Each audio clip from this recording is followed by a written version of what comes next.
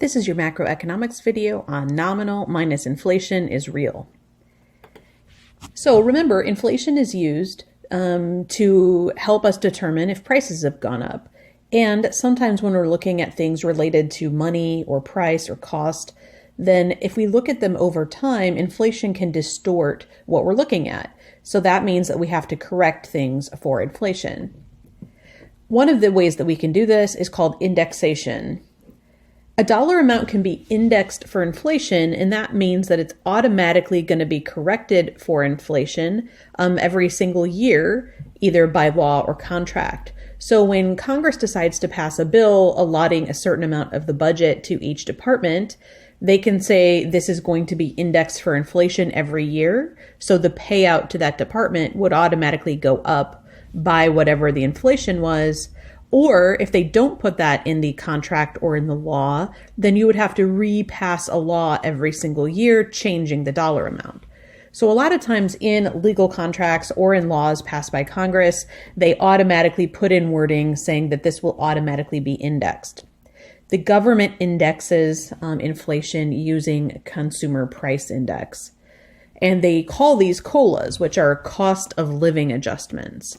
This often happens on multi-year contracts. So if somebody is a worker who is in a union or has a contract with the government, or again, some type of budgetary expenditure, they add in the cost of living adjustment into people's wages and pay.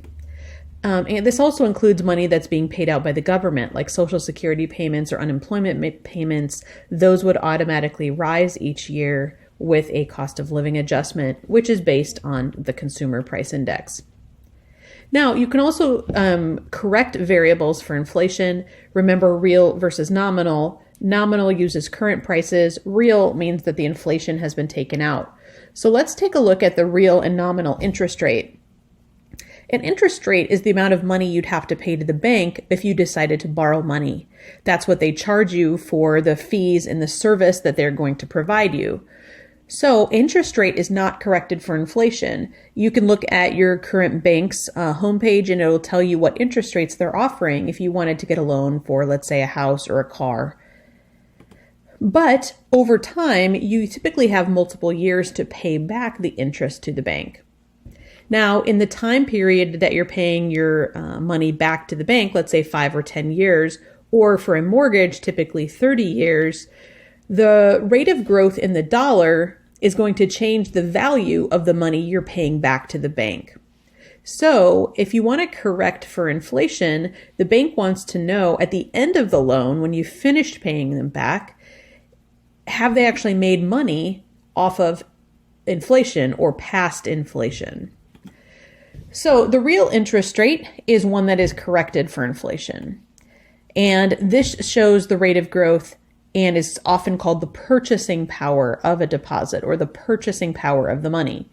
So after you have borrowed money, let's say to get a car loan and it's a 5-year loan, what is the purchasing power that the bank has when you pay that money back?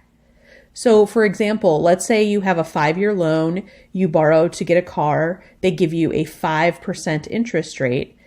If by the time you are finished 5 years later paying them back, inflation, meaning the prices of things the bank wants to buy with your money, has gone up 3%, then they actually only profited 2% over 5 years. So the real interest rate is nominal minus inflation. And this is true for all real and nominal variables. Nominal minus inflation is real.